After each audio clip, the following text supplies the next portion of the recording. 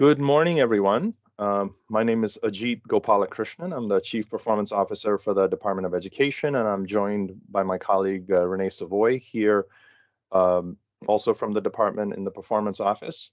This is our third session for the Dual Credit Expansion Grant Program, where you get a chance to meet and hear from our higher education partners who are eagerly and willingly stepping forward to partner with all of you to expand our dual credit program offerings so that we can get more of our students taking dual credit courses and acquiring college credit before they graduate and earning more credits before they graduate. I see the participant list as many of you are coming in. I see some of you who have attended the first two sessions, and I see some new names and as well. So welcome. Attending these sessions is not a requirement for the grant, but we're glad to see many of you attend, because what we've seen in the first two sessions is that there's a whole bunch of conversation that happens and partnerships and new connections that are made that are wonderful to see between our high schools and our higher education partners. So again, welcome to this third session. We have three higher education partners at this session. We have CT State, we have the University of Bridgeport, and we also have the University of New Haven. And we'll go through each of them in the coming hour and a half. I know the grant became available to you May 1st. We did a district info session shortly after that, and now we're doing this IHE information sessions. The grant deadline is July 17th. We have to receive the information by 5 p.m. on that date.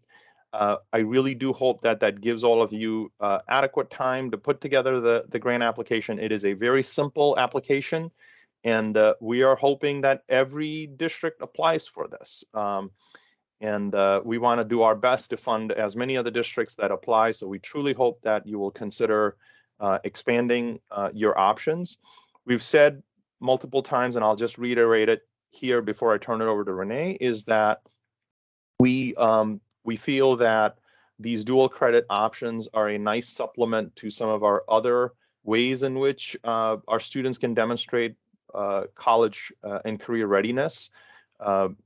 And so we think that these partnerships can expand sort of what we would consider academic type course offerings, but they can sort of maybe general education type course offerings, but they can also expand career-oriented dual credit offerings, whether they be in healthcare, manufacturing, business, whatever meets the needs of your students and your local high demand career interests in your particular region of the state.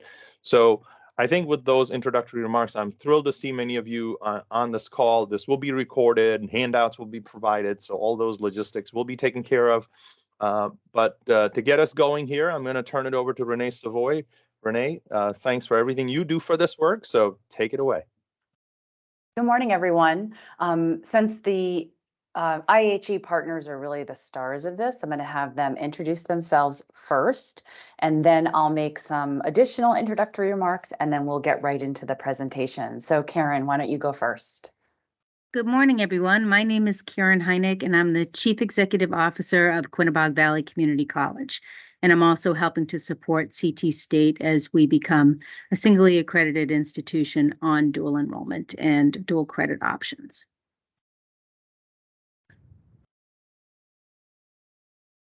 I guess I should go next. Yeah.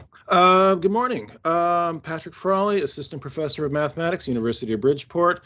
I was, up until recently, the coordinator for the Dual Enrollment Early College Credit Program.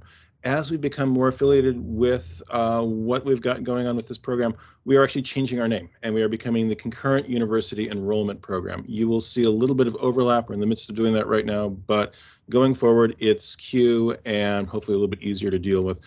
Very happy to be here, very happy to be talking with everybody. And I actually just changed your signature. Based on your signature in your email, I changed what your role was. So I did that this morning. Yes. Corinne? All right, good morning, everyone. I am Kareen Murjavi, the Director of Community Outreach at University of New Haven, and very excited for this grant funding to help support our students and for these sessions today to share a little bit about what we're doing on the college side for you and your students. Thank you.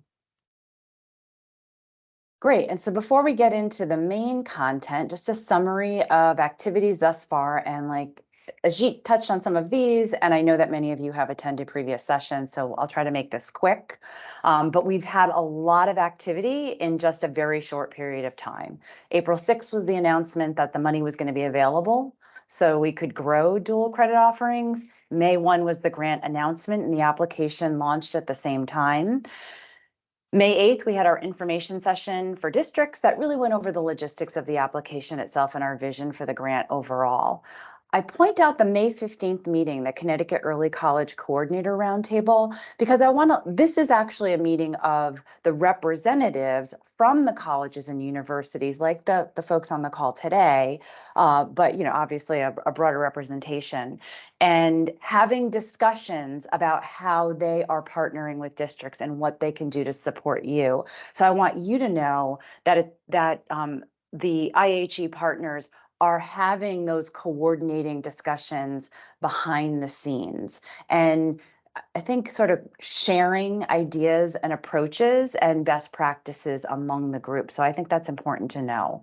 On May 19th, we launched a dual credit opportunities website. I think in many of my communications to you, you'll see me pointing you to that website. That's where you're going to find information about all the different IHEs. You're going to see the events that we've held, all the recordings of those, and other important resources. The website was launched because of input from folks like you. So from district and school representatives, when we had some early conversations in the fall about what can the state do to help school districts improve access to dual credit coursework, what are the obstacles? What are the challenges you face? And one of the really important things that we heard from the field was people weren't clear on where to get information about how to establish a partnership, what tuition and fee structures might be for students, whether or not there were fee waivers, and most importantly, people were asking us to ask the IHEs to identify a single point of contact that school staff and district staff can go to when they have questions about these partnerships, these arrangements, and potentially starting new ones. So you're going to see on that website, which I know Ajit put the link in the chat, you'll see a page for each of the IHEs, and you'll see that contact information, and you'll see the answers to those important questions that people were asking.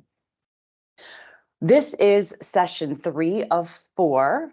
And you can find the recordings for the prior two. Well, actually, I think there's only one posted at the moment. The second one will probably be posted today on that website, these information sessions. So all of the information is there. We have one more at 11 if you're interested in that. I see a lot of repeat attendees here, so maybe you'll join us at 11 as well. As Ajit said, grant applications are due in July and grant decisions will be made late August. Before we get into the conversation, I want to again have some common vocabulary. We've been saying this in every session, and we said it in the district information session as well. We've been talking a lot. We've been using dual credit and dual enrollment pretty interchangeably in Connecticut. We're trying to establish some common language with common definitions. So we've been talking now about dual credit being an overarching umbrella that under it has concurrent enrollment. These are the courses that students are taking in your high schools, taught by high school faculty that have been approved through colleges and universities to be able to teach these courses. That's concurrent enrollment. Dual enrollment is more of students going to college campuses and taking classes with college faculty.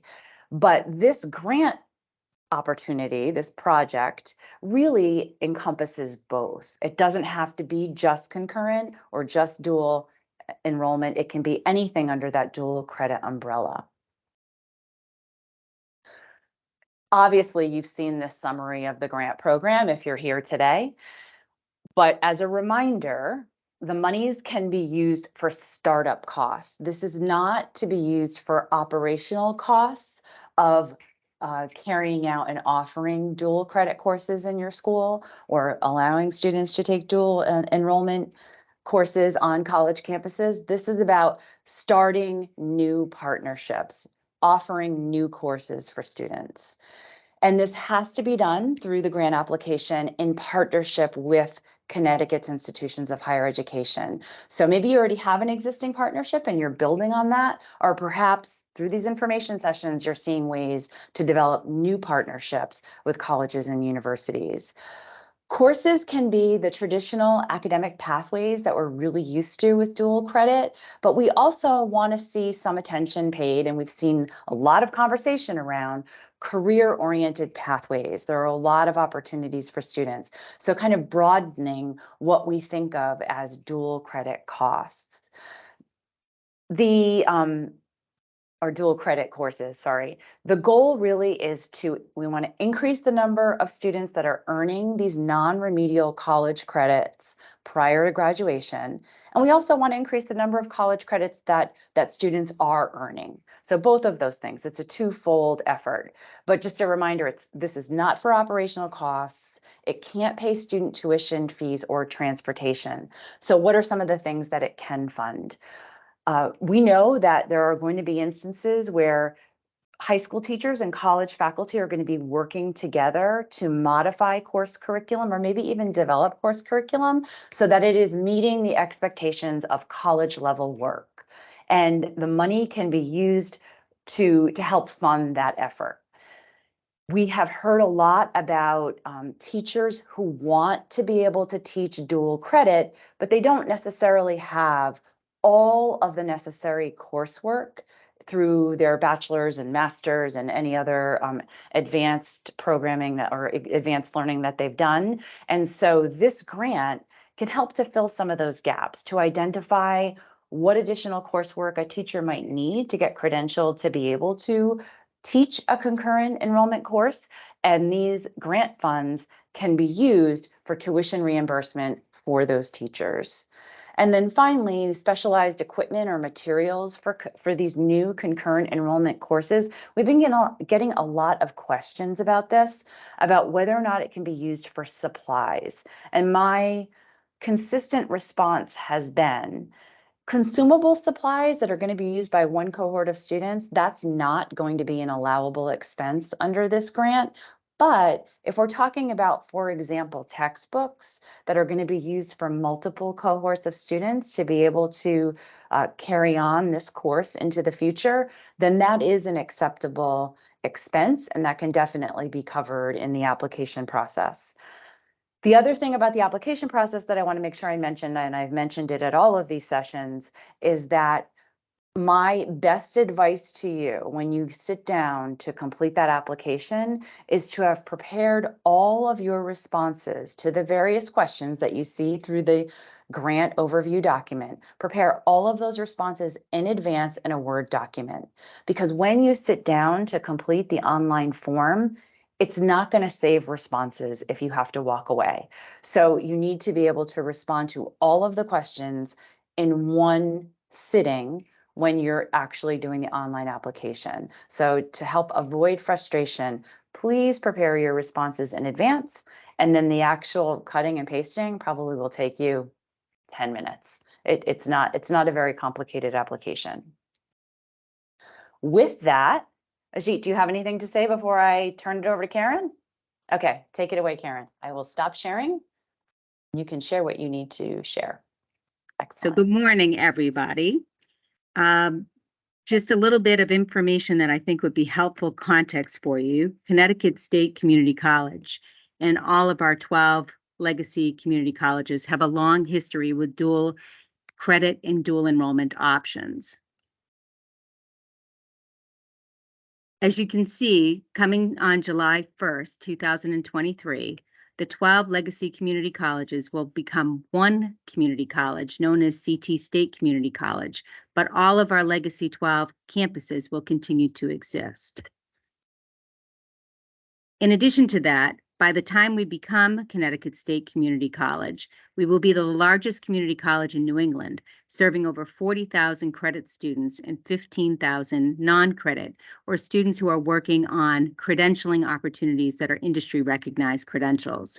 We will have 17 locations because we know that our legacy campuses also have instructional sites. Like Quinnebog Valley Community College has an instructional site in Willimantic. We have an instructional site in Bristol, Connecticut. We also have an instructional site in North Haven, as well as Danbury and Platt. Connecticut State, the concept is that we will have one application, one financial aid indicator number, as well as one transcript. So we know that a number of students will take classes across our campuses. In addition to that, we will be able to offer 35 different associates in arts, 136 different opportunities and programs with associate in science, 13 associate in applied sciences, 129 certificates, and over 1,800 course offerings. And the vast majority of those opportunities are available to be done through dual enrollment if something is amenable to others, and school districts are looking for that. Karen, I'm just going to interrupt you for 1 second, Yep. if you don't mind. I don't. I think you are not forwarding through the slides. Attendees can, I think, have that power I'm on sorry. their Let's own. try that again. My apologies. Am I now? No problem. Can I you mean, see I it was now? following along. Let's see. When I sync Yes, to now you presenter, you're are. on slide All 4. right. Yes. Okay. Sounds perfect. good. So just a little bit of information on CT State. We are a minority majority institution. 43% of our student body is Caucasian, with 30% of our students being Hispanic, 17% being Black or African American, 5% being Asian, 5% being multi-ethnicities. We also see that 66% of our students are first generation students, meaning they're the first in their families to go to college. We also know that at CT State, about 9% of our enrollment are students who already have earned a bachelor's degree, but come back to a community college setting in order to improve their career options. And oftentimes they may start in a degree option with a bachelor's degree, but decide that they need a job and come back to a community college to get credentialed in a career field. So CT State, when we talk about dual credit options, there are 3 major components. The first is what most people know of as traditional dual enrollment, but we call it high school partnerships. For those of you who have school districts that have been in relationships with us or have students who've taken credits with us on campus, that's where the student has the ability, if they're a junior or senior, to take up to 2 classes each semester, fall and spring of their junior and senior years, assuming they meet the same prerequisites as any other student taking the class. But they can do this tuition and fee free. So this is a tremendous savings to students. And the benefit of this is it's about power of place. As I mentioned before, many of our students are first generation, so they don't oftentimes know how to navigate higher education, and physically being on campus gives them that opportunity to see themselves as a college student someday. When they see students who look like them, students from their neighborhoods, they get to see themselves that they have a sense of belonging in higher education. In addition to that, our high school partnerships classes can be on campus, face-to-face, but they can also be hybrid-based, online, and we also do have examples where our teachers, our faculty, go and teach on a high school campus. So those opportunities do currently exist. So I want to make sure that folks are aware of that. Typically in high school partnership classes, the students or the district, depends on the MOU agreement with the individual community college, they typically pay the books in transportation costs. That is not part of something that is funded through high school partnership. We also have a robust program that's called CCP, which is our version of concurrent enrollment. These are courses that are taught on the high school campus by high school faculty members who meet the same type of credentialing that our college faculty members meet. And then they are also assigned a college faculty mentor. The benefit of this program is obviously students are able to stay on the high school campus. Teachers who are teaching high school get the opportunity to really work back with our college faculty members because they can come to all of our professional development opportunities. They can come to department meetings and learn about the content aspects of what's taught at the college level. And that's a real benefit for them as well. And the third major component is an opportunity called credit for prior learning. So many high schools offer advanced placement opportunities or IB. Some offer industry recognized credentials. Credit also can come in through dual credit options in that venue as well. So I just want to make sure that folks are aware of that. And that typically comes through the admissions process. As I mentioned, the general requirements for high school partnership for us is junior and seniors, because we really are looking at 11th and 12th graders and seeing that opportunity. Our current policy is that students have to be in a good standing, typically in the top 20th percentile of their class, or they need to have a letter that's supporting their enrollment by either a high school principal or a guidance counselor saying they will benefit from taking this course. So that aspect, that alternative piece of the letter, allows more open access to students who may not be in the top 20th percentile of their class. And our data still shows that students, even if they're not in the top 20th percentile of their class, still succeed at very high levels in both types of dual enrollment. Students in high school partnership have to meet the same prerequisites as any other student. In the past, it used to be taking an AccuPlacer test or looking at an ACT score or an SAT score. Sometimes it's also high school GPA. Every class has a different prerequisite, and the student has to meet that prerequisite requirement.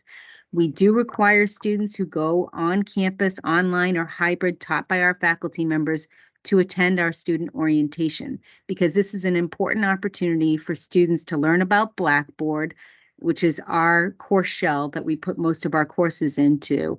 It also helps them to navigate the college's structure and academic calendar with key dates that they need to be aware of, including the add drop period, understanding that they are college students, and are part of our own code of conduct. So we do require the attending of our orientation. And then on the concurrent enrollment side, you'll notice that the requirements mirror the same requirements as the high school partnership piece. Typically, they're juniors and seniors, and they also need to be in good standing, typically in the top 20th percentile, but they also have the opportunity to have a letter from a high school principal or a guidance counselor saying the student would benefit from taking the course, which is really what opens up access, because the student could be anywhere within their class rank with that letter. They need to meet the same prerequisites. So if there's some type of testing or some previous course that needed to be taken, that requirement needs to be met. They also need to attend our orientation, and they fall under the same code of conduct as our other students. And we mirror our academic calendar. So that's a piece to be mindful of if you're a district. And our faculty too, who are the high school faculty, need to meet the same credentialing requirements as our faculty. Typically in general education courses, that's a master's in field. So if you wanted to teach a history class, usually it's a master's in history. But we know a lot of our high school faculty members have a master's in education. Assuming they have some graduate credit in history, our departments will review that, and usually our dean will sign off that it's an equivalency. We also know, when we were talking beforehand about technical courses, that technical courses oftentimes in technical programs don't always end with a master's degree or a doctorate. If you think about a field like culinary arts terminal degree is at an associate degree level. So we're typically looking for faculty members who meet the same credentialing requirements as our faculty in the technical side as well. And I'll be happy to answer more specific questions on that as time permits. I just want to share a little bit of data. We've done a deep dive this year for CT State on our data as of 21-22. And you'll notice that we serve over 6,000 students annually in high school partnership and CCP. you'll see that there are some different results. And I think that this is an important aspect for us just to talk through. You'll notice in high school partnerships that we see our demographics more mirror what our typical traditional student body is. In high school partnership, we see that, like in our traditional enrollment, 30% of our students are Latino. Here, 26%. So it's closer to those numbers than what you see in concurrent enrollment, where it's 16%. So that's an aspect that we are continuing to look at. In addition, you'll notice in both cases, students are succeeding at the same level, if not higher, than our traditional students. High school partnerships, we tend to see a very similar success rate, meaning they're passing the class with a C or higher. When we look at concurrent enrollment, we see a significantly different success rate, much higher in the 92 percentile rate. So I just want to mention that as well. In addition to that, we tend to see students who physically come to campus more likely to matriculate later on. And that's also an aspect that we're looking into over time. Even in our concurrent enrollment practices, we are working to make sure that students are getting on campus, even if they're just taking the class at their high school. And the reason for that is, again, about power of place, helping to make sure that students get a college ID, know that they have the same access as any other student at our college, with access to the library, to advising, to the learning center, and to disability services. Those aspects are really important to helping a student to continue to succeed in college level classes. I briefly just want to mention to you PACT. For those of you who may not be familiar, thanks to the funding through the legislature, Connecticut does allow any student who's graduated from a Connecticut high school to come to community college tuition free, regardless of what their classification is with financial aid. This is a tremendous opportunity for students to go to college and actually graduate debt free. We do know with a comprehensive community college, we do the first 2 years of general education and have a number of transfer pathways that move seamlessly into our public and private institutions. So that's an opportunity for students, as well as many degrees that lead right out into employment, especially in healthcare, manufacturing, and IT, where students can earn top dollars in a 2-year degree debt-free. So I just want to mention that as well. And any credit that is earned through dual enrollment does not count against a student's ability to qualify for PACT. It just helps them get further down the runway. So Connecticut State, next steps, because we've become one college as of July 1, we'll be working on updating our policies and procedures to ensure, especially with concurrent enrollment, that we're in alignment with NACEP credentialing. And NACEP is a national standard for concurrent enrollment. It's making sure that we are evaluating our program and regularly looking at opportunities for continuous improvement. In addition to that, we're working with both the Department of Education as well as our technical high school sector to increase dual enrollment opportunities. We have done a lot of work in the last several years with guided pathways, ensuring that students can easily transfer their credit from here to wherever they want to go, either across Connecticut State Community College or to other public and private institutions.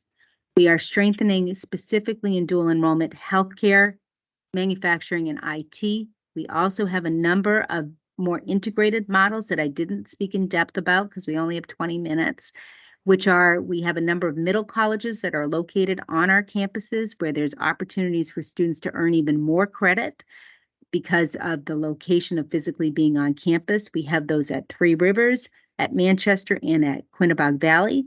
We also have at Norwalk Community College, the P-TECH program. All of those programs we're working to strengthen our connections to help more students earn more credit while they're still in high school. And if you're interested in working with us, feel free to reach out to campus CEOs directly. That's probably your best opportunity. And at this point in time, I'll now hand it over to Renee. Thank you. Thanks, Karen. Ajit, do we want to see if we have questions or we want to transition to Patrick? Okay, I say let's take a couple of minutes. If you have any questions, you can either raise your hand or stick them in the chat. And for CT State, we can answer some questions before transitioning to the University of Bridgeport.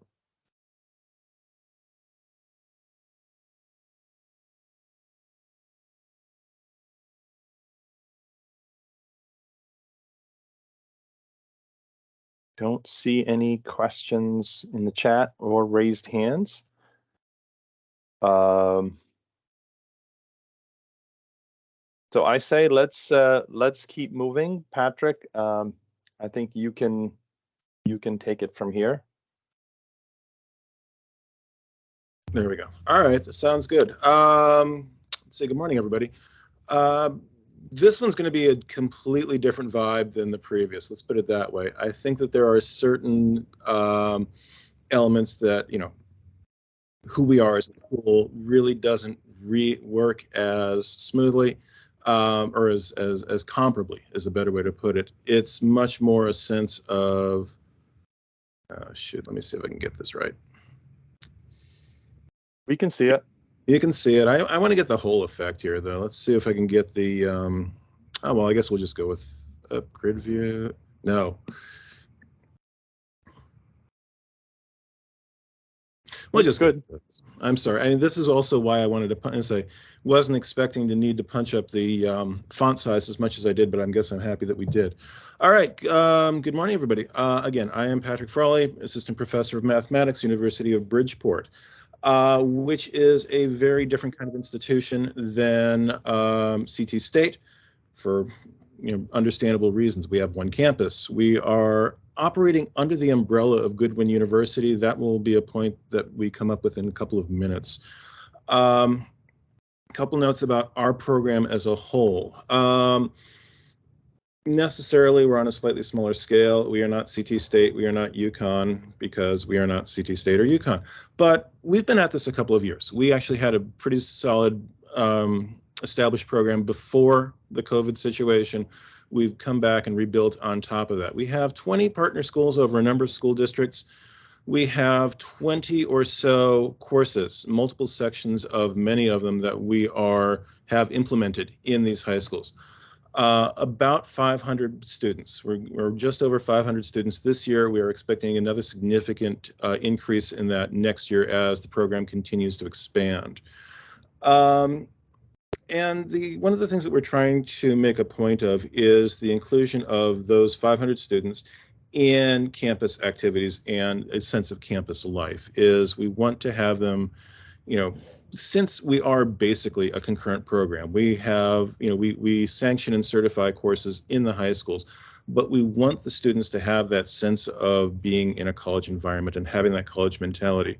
We have events on campus. One of the big ones that we've had is our revised faculty research day, which we are expanding. It's now called RISE. It incorporates entrepreneurship, incorporates a number of other things. We have had a substantial high school student presence in that last year. It was a phenomenal success. Very, very happy with that, how that worked. School districts, who are we working with so far? Our reach of the program is basically Southwest Connecticut, but it's expanding. Bridgeport, we have a very strong partnership. Stamford, we've been doing well with. I think a couple of these school districts that are listed here are actually on with us right now. Spreading out a bit more. I was just up at Bacon Academy in Colchester a couple of weeks ago, and we're having establishing a program with them and really looking forward to seeing that. A little bit closer to home, one I'm actually rather proud of. We work with both Ansonia and Seymour. It's fun to have arch rivals of that caliber, both north of New Haven, being together with them and being able to say, all right, we are this go-between between you. Two of the interesting ones at the bottom. For those of you who maybe know and say get a little bit out in the area, yeah, BOCES. That's New York State. That is not Connecticut. We actually have this is our first year working with them with our dental hygiene program. We have a school in East Suffolk across the Sound that is turning out to be a tremendous success, and we're extremely proud with that. And the last one, yeah, that's not Connecticut, that's not even the United States. We have a partnership with a school down in El Salvador. We started that. It has been an absolutely wonderful experience. I will say that getting down there for the classroom observations is a little bit more complicated than we would like, but you know, we make it work. And that's one of the things about what we do is we make these work. We actually are very willing to collaborate, to mold with the different school districts and get the program to be as effective as possible for the students. Okay, offerings for those students. What can we do for them? We have been grouping our pathways, our programs into various headings. Some of this may require some expansion in the future, but for right now, the general run through of what we have available through the University of Bridgeport is a mix of both academic standbys, you know, mandatory stuff, mathematics. I oversee some algebra, some pre-calculus, some calculus, some statistics classes, natural sciences, and then we get into some of the more specific stuff. Our biology program, we have an oceanography class, which is fantastically interesting. We have a cell biology course for students that are capable of handling that. Engineering is a growing part of the program. I love our engineering school. They are actually out there and doing fantastic things. They are going to be involved in the NASA Eclipse balloon project, which is going to be working with the next sequence of, or the next solar eclipse here in the next year or so. We have a grant from the United States Navy to develop a autonomous submersible. I'm really looking forward to going over to the swimming pool and seeing this little robot running around sometime in the near future, based on the grants that this, you know, our engineering school is fantastic, and they were able to get that. Comp Sci, computer science, big developing thing, obviously. We've got cybersecurity. We are doing a lot with machine learning and AI on a preliminary basis. That's also tied in with what we're doing in the math department. That's actually a cross-departmental thing that we have happening right now that we are extremely excited about. Again, the tie-in with Goodwin, we will get into this a little bit later, but Goodwin has a manufacturing program that is absolutely fantastic, ties in with a lot of industries in the area. That is partially, and say that is accessible in some ways through us. Because of the way that our relationship with Goodwin operates, we have serious connections between our two schools, and that availability is present to students who can be enrolled with Bridgeport. Humanities stuff, again, a mix of the basics and the very particulars. One that is extremely exciting, and this ties in with what we were talking about with the grants, something that we're getting a jump on very quickly. Ansonia is setting up a music tech and production program, and we are working with them. We are already starting the grant process with them to get what will probably be a phenomenal amount of computerized technology so that they can do music production. It'll be absolutely fantastic.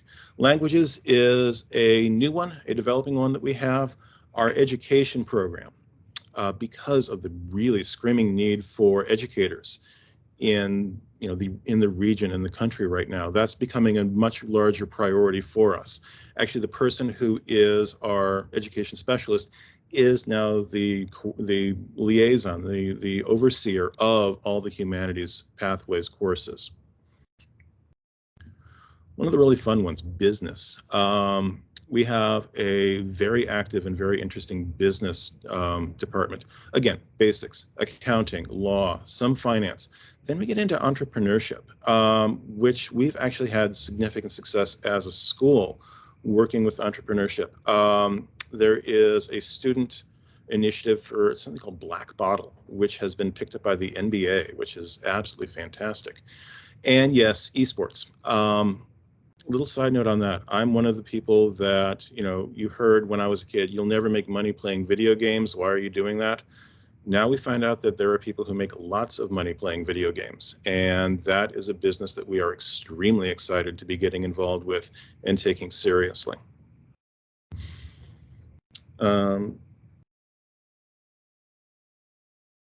Going back to the Goodwin relationship, we operate underneath Goodwin's umbrella. They've been fantastic folks to deal with. They are immensely supportive of what we're doing. Two things that go with that. Again, we have the connection between the two schools. We have their programs that we can, access and be working with, and their ability to work with our programs. The secret weapon in all of that is a guy named Sal Menzo. Sal is up at Goodwin. He is working with us on a consistent basis. He is not only with Goodwin, but he's also with Goodwin's magnet school on the high school level. So his ability to translate the district needs and the district language into what we can use and make it easier for us to address your needs is insanely valuable. And I cannot say enough nice things about Sal. He's an absolutely wonderful human being to work with. The two programs work together very well. We've got the machine, and say they've got the machining, we've got the engineering. The ability to have the two schools together is a tremendous benefit, and looking forward to developing and deepening that as we go forward. Okay, back down to us on the sound. How do we get into this and what are we doing? We try not to have a lot of obstacles or qualifications involved. Basically, we will take the syllabus of the course, make sure it matches one of the UB courses. We look at teacher qualifications, basically say, all right, would this be somebody that we hire as an adjunct instructor? We tend to say we technically don't require a master's degree. I think at this point that's almost a moot point because basically every instructor in Connecticut in a high school level has a master's. And in large part, the principal sign-off, the approval required from the principal is a huge okay for us. Once we have those two pieces in place, we'll execute a memorandum of understanding, just a few arrangements and necessary agreements between the district and us. Once that's in place, getting the students set up is actually fairly straightforward. We require a consent form from the parent or guardian. I will do a presentation to the class personally, talking about the program, talking about what they get out of it, talking about the application process, which is a simple online application. And from there, we charge $50 a credit hour. That works out to be $150 or so per class. Okay. That covers, I believe, most of what I wanted to get through here.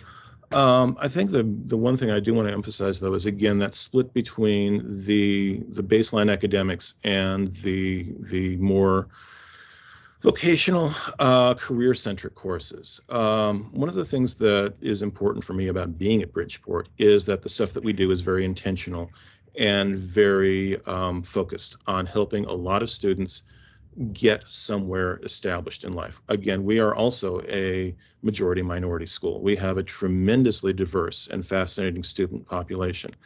And one of the big things that drives my involvement with this and my involvement with the school is the sense of, being able to get focused on what these kids want and need in order to get established in life and help them get to it. Contact information for myself is right there. I will say the email is definitely the better way to get to me right now. The phone number is there. That'll be more useful later in the academic year. If you notice, I'm actually at home. We're here with, and say not to sidetrack this too much, but yeah, we're basically expecting a baby anytime now. So my ability to get up to Bridgeport is a little bit troubled, but email, I check constantly. Please get in touch with me. I'd be very happy to hear from you guys about that. Sal, again, if you want to talk with him about relationships between district language and college language, he's fantastic to get through. And we will be able to answer a lot of questions for you and hopefully get a lot of beneficial courses towards your students. Any questions from anybody?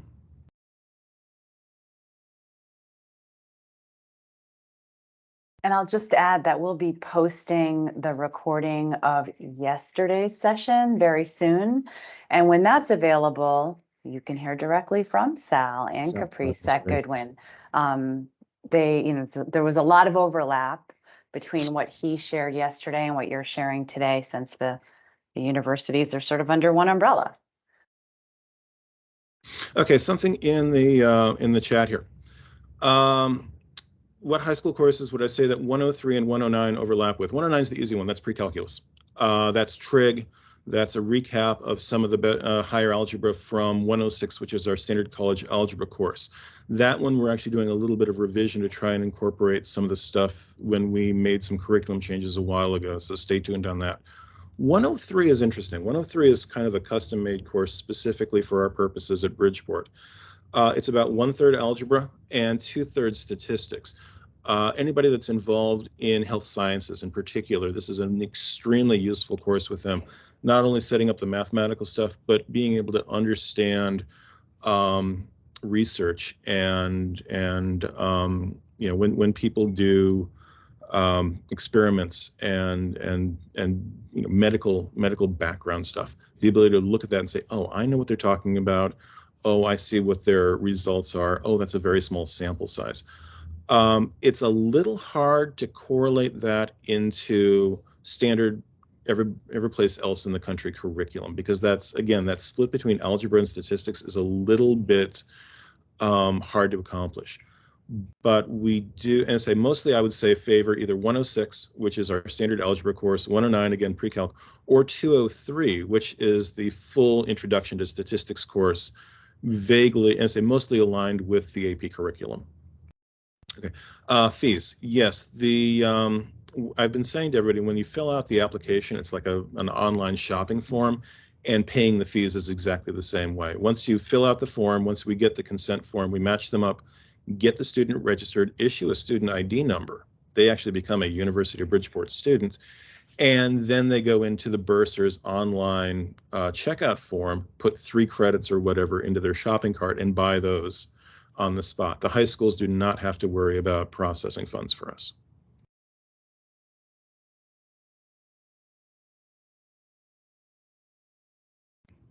Very good. Do we have any other questions before we transition to University of New Haven?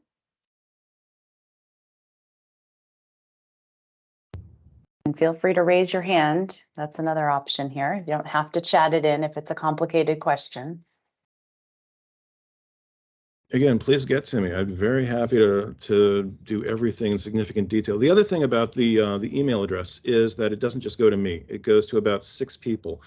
And one of us, either myself or people in registration or one of the pathway heads, should be able to answer your question, you know, reasonably quickly and especially, you know, very accurately, very thoroughly.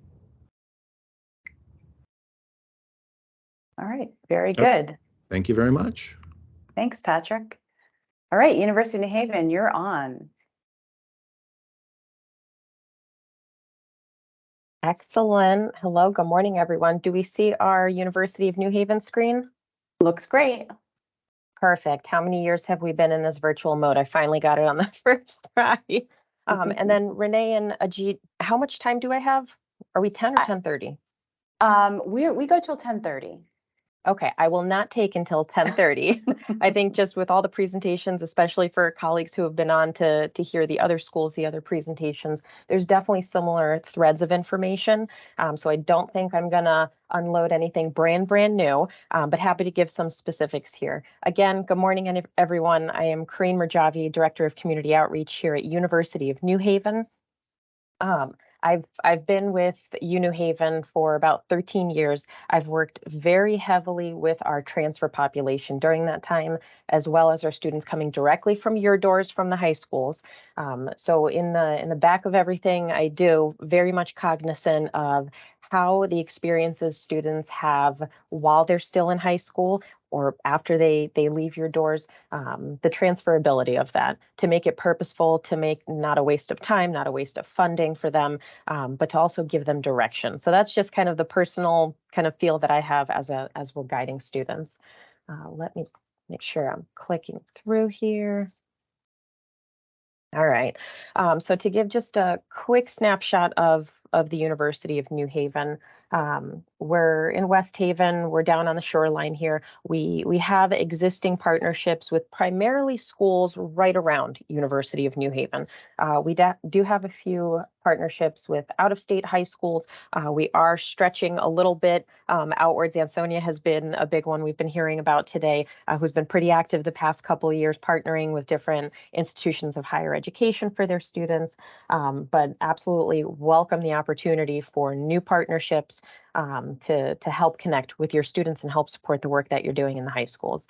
University of New Haven, we're a smaller institution historically. For those of you who have been school counselors or in your districts for a bit of time, New Haven has been a commuter school, lots of parking lots, lots of folks coming in, taking classes, going home. We've absolutely transformed the past 20 years. We are absolutely an on-ground institution. We've expanded our residence halls, different amenities on campus, because we've increased the amount of students we see from out of state. So all of our backyards here in Connecticut, those are our primary students that we have, but very diverse campus as far as where students are coming from across the United States, international students on campus. So incredible diversity that we've built here at University of New Haven as well. We're great at a lot of things, as a lot of my colleagues from the higher education side. So just depending what maybe specialty programs at each of your high schools, each of your schools that you're looking to maybe expand on, that's where I would say maybe dive into our website a little bit. We know that parents, guardians ask that of their students when they're thinking, what major do I want in college? What is my student going to study? To know that the school they're looking at has some credentials and that has some strength there. So I invite you absolutely jump onto our website if there's a particular niche of programs that you're looking to expand upon, just to hear a little bit more about what we do in that area. As I mentioned, so University of New Haven, we've expanded quite a bit as far as students who we are serving, but also the types of academic programs. The cornerstone of everything that we've done over 100 years is absolutely hands-on education, that high impact experiential component. So definitely the focus of the grant funding, the focus of expanding that career mindset of the students and giving them something a bit more tangible before they're getting to college, definitely aligns with just the goals, the mission, the history of University of New Haven. We have our traditional classes, we have our liberal arts core curriculum, kind of those gen ed offerings. So we are open to partnering with some of those courses just to give students those transferable credits, get some of that gen ed work done while they're still in high school. And oftentimes that's what does align most closely when we look at syllabi, when we're looking at curricula from the high school to what our classes are offering. But we have over 100 different academic programs at University of New Haven. So on the screen right now are just the 5 different areas that we split up all of those programs into. So if you are at a high school where you have some niche programs or you'd like to expand in a certain specific subject area, it could align with something that we offer. So we would welcome the opportunity to help develop a syllabus, a curriculum for kind of a specialty elective type course, whether it's something new or just expand upon maybe an intro to business or an intro to criminal justice type course that you might already offer.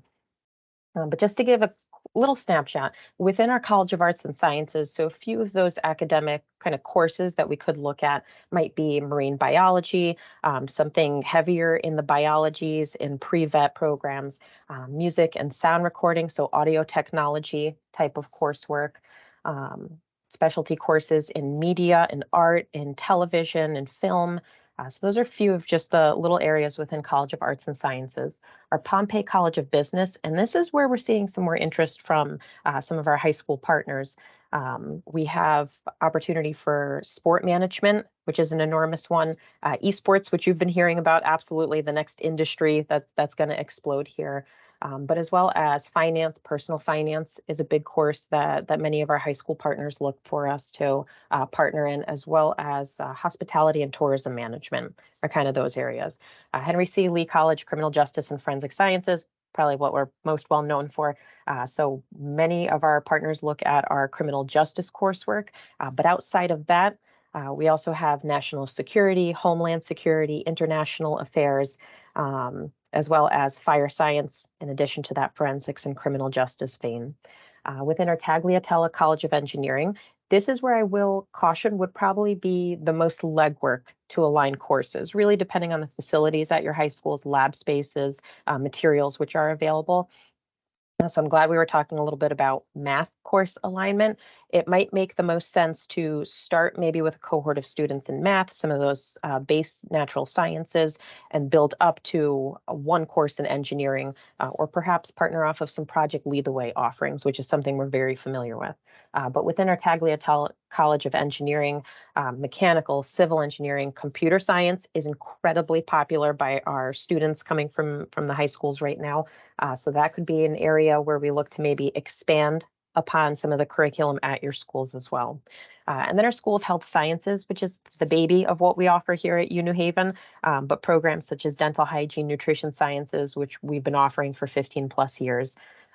In addition, we also have paramedicine. So students who are thinking of going into the medical field, maybe fire science. We do have the national certification at the end of our program, speech language pathology, exercise science. So if any of you offer classes, something in health or nutrition, would like to maybe partner with those areas. Again, just a quick highlight of what we're offering. And I share a few of those snapshots. I definitely didn't cover all 120 plus, but just so you have an idea of the breadth of kind of programs which we're offering. Again, thinking of what you offer at the high schools, or if you'd like to start something new, build off of math, science courses, or even humanity courses that your students are taking. This is another just snapshot of types of courses that our high school students have taken through these dual enrollment, concurrent enrollment. I might refer to it as pre-college. And if you are on our website for University of New Haven, you'll see the term pre-college most often, which is kind of encapsulates all of these dual enrollment, concurrent enrollment type of programs. But again, quick snapshot, a few of the courses literally in the past year that our students who take these opportunities have completed these courses. The offerings change each semester if students are participating in courses on our campus, but if we are looking to do a cohort, align a course for your instructors to teach, it would be a consistent course that we would align. And from this list, race, class, and gender within our criminal justice is one of those consistent courses, Intro to Criminal Justice, Criminal Law, as one example for a current active program that we have running. But again, just to give you that snapshot, you will notice majority of the courses that we have through this type of programming are 1,000 level or 2,000 level, 100, 200 type level courses. We do have opportunities to look at 3,000, those 300 level courses. Those get tougher just because content that is covered might have some prerequisite that is required. Sometimes students might not have the background, or I'll say maybe the maturity and experience to participate in a 3,000 level course, depending kind of what our course competencies are for it, making sure those align. But we're open to it. So just depending kind of what courses the students are completing at the high school, maybe what prerequisites, we could look to build that into a partnership, into this experience. On the student side, I'll highlight that briefly before I go into a few more of the nitty-gritty details. On the student side, we try to make it as seamless as possible because we understand that oftentimes the parents and guardians are also stepping in and doing a lot of this work. So the smoother we can make the process, the more information we can give the families and students up front, the less questions and confusion maybe directly to you or your contacts at the high schools as well as to us. So we have a specialized, very separate application for any of these pre-college dual enrollment type of opportunities. We share that directly with one point of contact from the schools. Typically, we're looking at juniors, seniors. We do have the opportunity for sophomores. When it comes to freshmen, it does come down to maturity or maybe prerequisite type of courses. Unofficial transcript, we like to make it a very smooth process. We're typically looking for about a 3.0 GPA, but again, we are flexible on that.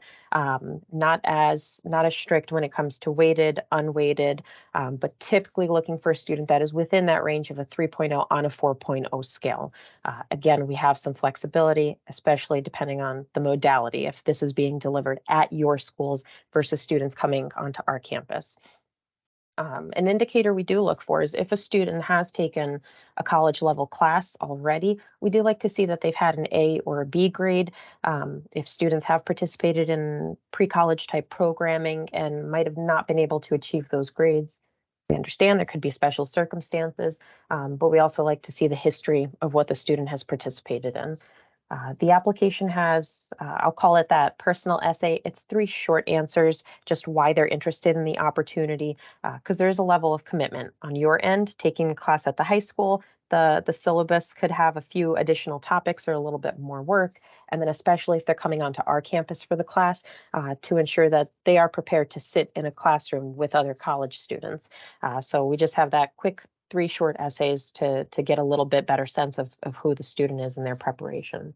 And overall, it's a free application. So again, we try to push that out to 1 contact at the high school. So whether you have an independent study coordinator, kind of a dual enrollment coordinator, or if you are the instructor sitting on the other side of the screen that is going to be leading this effort, you would be that point of contact with us.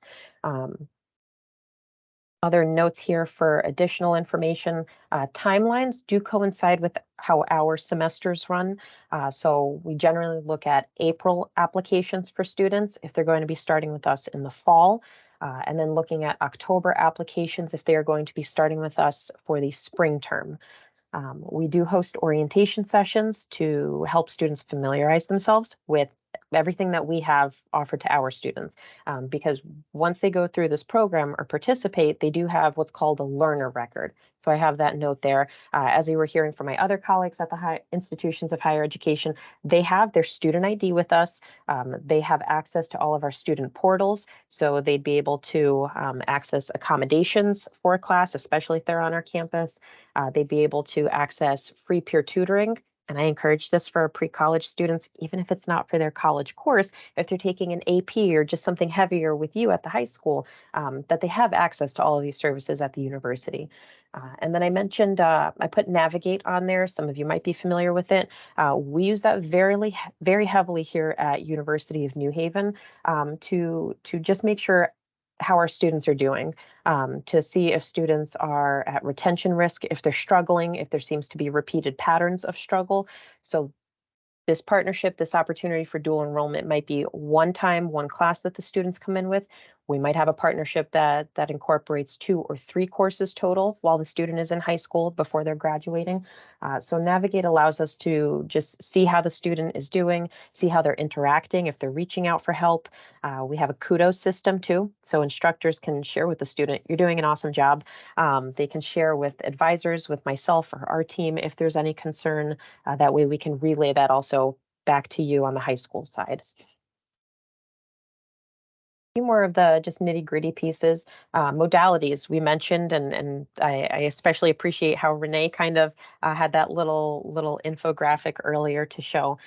We have partnerships where the classes are taught at the high school, so in your classrooms, but we also have partnerships where the students are coming to the University of New Haven, and that will absolutely depend, I think, geographically, where you as a high school are located, how feasible it is for a student to come into campus with us. And I will say that most of our partnerships do have the students starting with the class, 1 or 2 classes at the high school, and then transitioning maybe that 3,300 level course with us at University of New Haven on our campus. So giving them a little bit of that experience of taking a heavier course with you in that familiar territory, and then starting to cross that bridge of what it's going to feel like on a college campus by taking maybe the last course in a sequence with us. And when I say partnerships, I'm talking about those memorandum of understanding or agreement. We do like to formalize the expectations on the side of the high school, as well as how we are supporting you and the students from our end at University of New Haven. What else can I share? Student course costs. So just to give a snapshot of that, typically at University of New Haven, it's just upwards of $1,500 per credit. So almost $5,000 for a course. And that's, I'll call it a la carte, not within like the tuition model of a full-time student. Through a majority of our partnerships, students are taking courses for this pre-college piece either at $0, so no cost, depending on the agreement and sequence of courses, up to about $500 per course. That's about $175 per credit. So that's just to drill down into the math a little bit. Again, depending what type of partnership we might be able to enter into. If it's a sequence of courses, we might have flexibility for that free course up front, and then have the students, as they are participating in a cohort, moving through the classes, to have that cost piece be a factor there. I did identify in there other costs. So we've had our pre-college, these dual enrollment programs here at University of New Haven for 10 plus years. Typically, we see about 100 students a year. We are definitely a smaller operation. I think that stays true to our roots. We're a smaller institution overall. But over the years, we have seen just a few of the, I'll call it barriers or hidden costs for students or within these partnerships. Lab activity fees. And that's specific to looking at the grant funding, as Renee was saying, just costs of materials that you can have for multiple cohorts of students. Some of our classes on our end, and I mentioned specifically the engineering, could have very specific equipment, lab setups. So that's something to be cognizant of as you're considering what classes to maybe tie into a partnership. Activity fees, even for humanities courses, if students on our end in our curriculum might do a field trip or have an off-campus opportunity for something, that might be something that could be a little bit more technical to consider in building out your side of the program if it will be offered at the high school. What else? Specialized equipment textbooks, I have mentioned, and I know not covered under the grant programming, but just to add kind of the historical information, just that transportation piece for your students to be cognizant of, depending what kind of partnership, how the courses will be offered, what the modalities are going to be for them. Instructor certification, and this definitely a big topic. This varies widely across the institutions of higher education. Many of us are looking to have a more, I would say, kind of consistent model to make this not a barrier. On our end, we offer usually a 1 week to 2 week non-credential, just I'll call it a sit down with our faculty who teach to make sure that specific topics, competencies would be covered. The curriculum alignment is the longer piece of it. So that's a little bit more back and forth just to make sure what is being taught maybe through your existing course, what to maybe add in or substitute in to align it more with our curriculum here at University of New Haven. Or if we're building it from scratch, I would say that's where the legwork comes in to might be a little bit longer than that 1 week to 2 week informal kind of credentialing or certification. And then class observations happen throughout the year as the course is kind of getting off the ground. So that would just be where our faculty or our dean's group might be coming in, again, depending geographically or Zooming or Teamsing in just for that observation piece, any pointers or tips as the class is being run. And I'm just checking my notes really quickly. I think those were the main points that I would like to highlight. Again, there's very much a common thread amongst our institutions of higher education. I think when it comes to the type of classes that you might look to partner with, the modalities, how to kind of get that off the ground, and the credentialing piece, how each of us might handle that, that's where we might be a little bit different. But I welcome the opportunity if anyone has questions. It's as quick as an email. There's not a formal form or anything for University of New Haven, just to reach out to me via email, definitely highlighting if there's particular classes you'd like to partner for. That definitely helps us start to pull in the right folks and set up a timeline and just what we might need from your end as well. And if there's any questions, I'm absolutely here for a few more minutes, but thank you for your time this morning, everyone.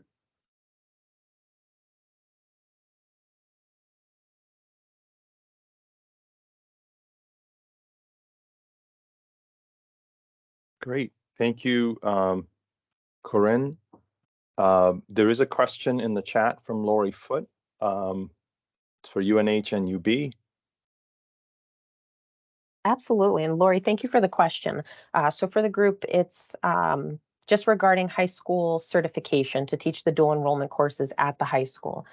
So what we have typically done from University of New Haven, once we determine what the course is going to be, we work, and I say we, so the high school partner, whether it's the direct instructor or that independent study coordinator, myself and the faculty who teach the course on our end here at the institution of higher education, That's where the back and forth comes about developing the curriculum. And then with that, we usually look at a resume from the high school teacher. Again, we're looking for a master's degree. If you have a higher or terminal degree, that's excellent. But really, what would be considered for us to hire you as an adjunct? We're not hiring you as an adjunct through the partnership program, but that's kind of the baseline for what we're looking for, is if you'd be able to teach the course possibly with us as an adjunct. We're looking for that as a minimum credential from your side.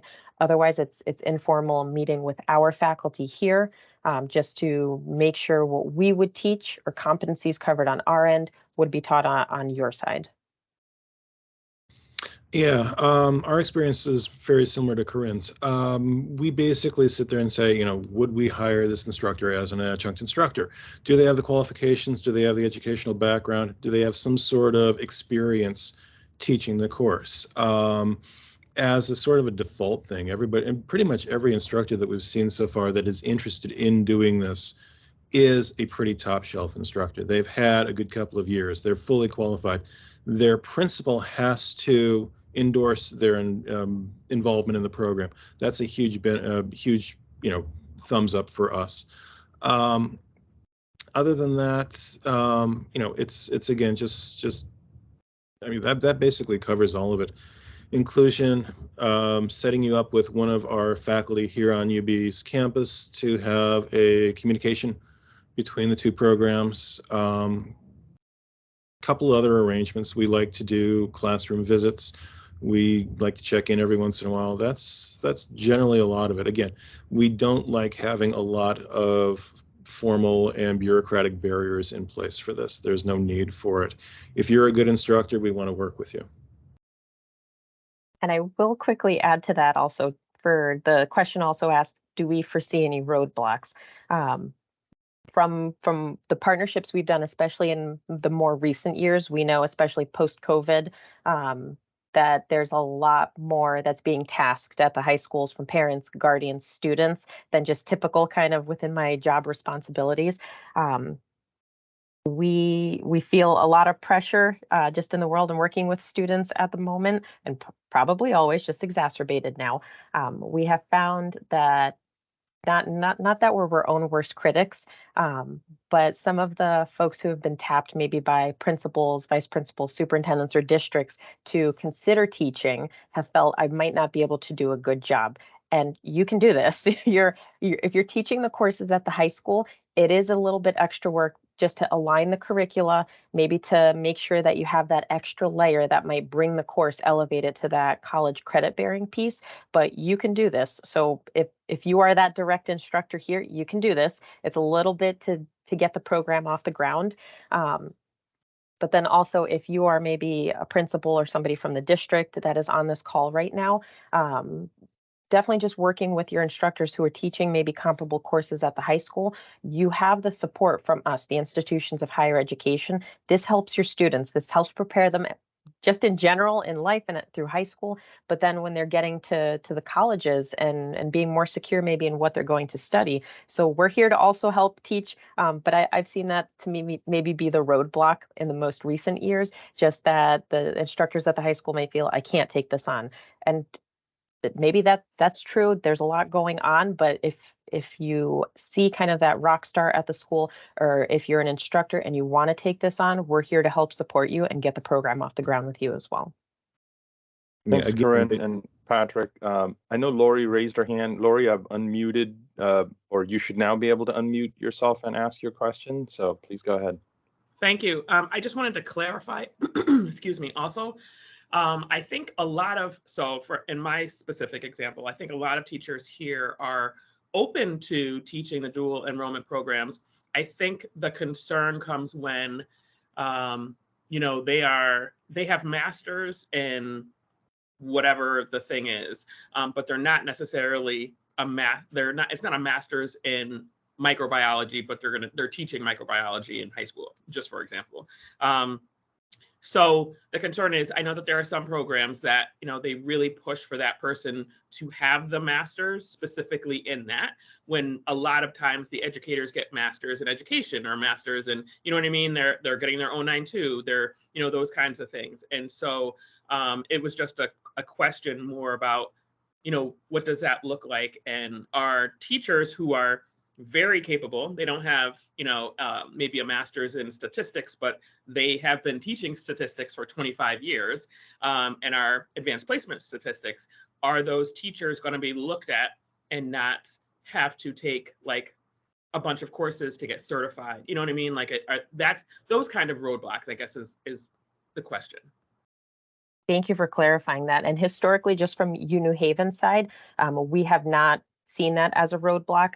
I will say if it's more technical courses, engineering, maybe some of the sciences, we might look for some specific course content. But no, we understand that you might have a master's in history and be teaching a criminal justice course, or just something that is not directly related, but have been teaching for many years at the high school or have some career experience in it. So we are open to that at the University of New Haven. We are not looking for, somebody with an MD to just teach our nutrition class or something with that example. Yeah, quite honestly, speaking as a master's in math education, Hunter College class of 2013, it's a non-issue. If you are a qualified instructor, if you have a bit of experience doing this, if your principal gives you the nod, we are extremely happy to work with you. The difficulty, there really isn't one. We sort of exist in the background as a certification more than anything.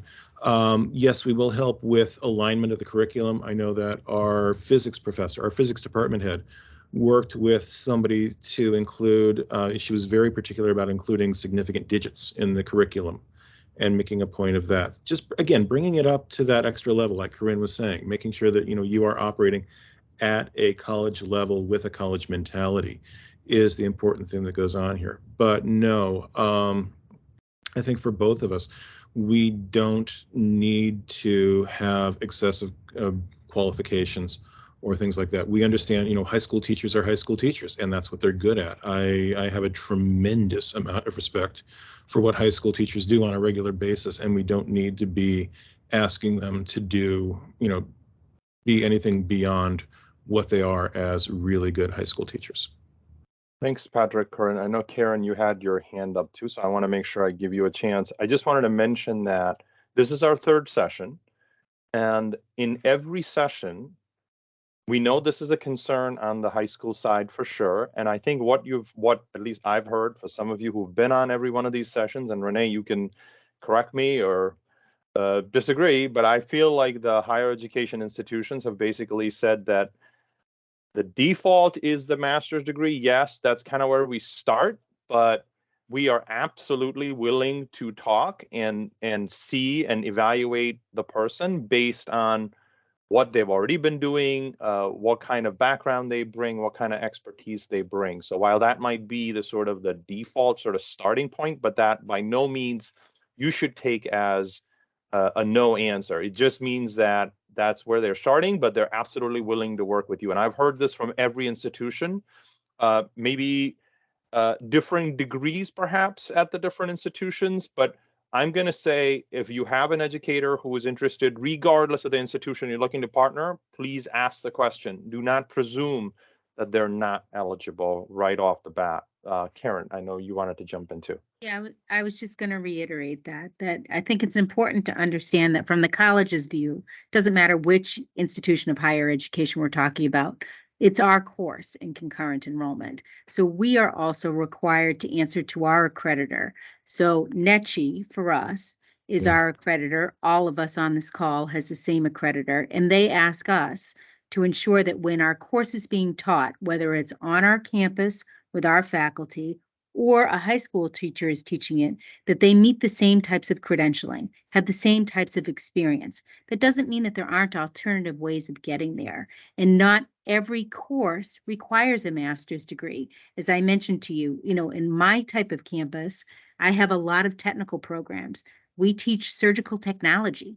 A surg tech, someone who's operating on someone and cleaning the instruments, they're an associate degree granting person.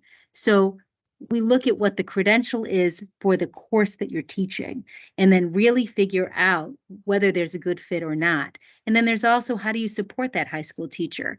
You want to make sure that high school teacher is involved with your department and making sure that they're making connections with the college faculty member, irregardless of what institution of higher ed you're working with, because it's a high school teacher who's giving the grade. You want to know that they know how to enter the grade in each institution's system. You want to make sure that they know how to work with the academic calendar and the different types of alerts.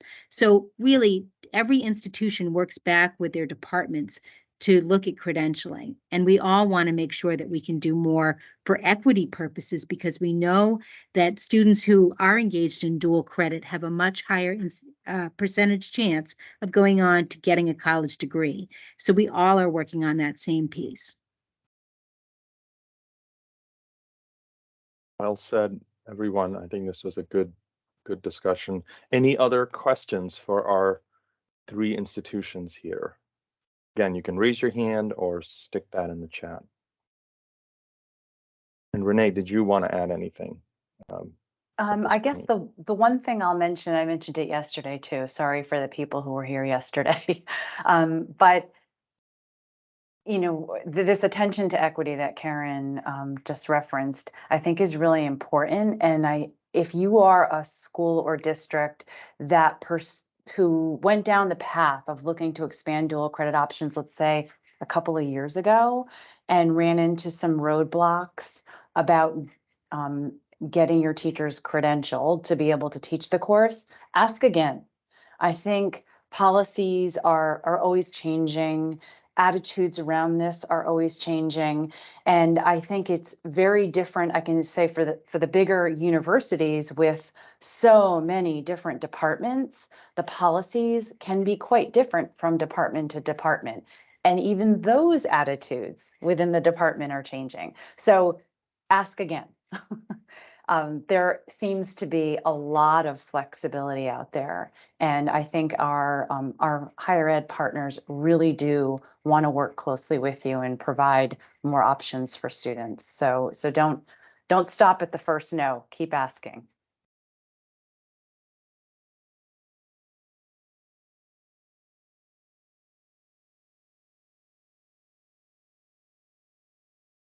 Are there any more questions before we get ready to wrap up?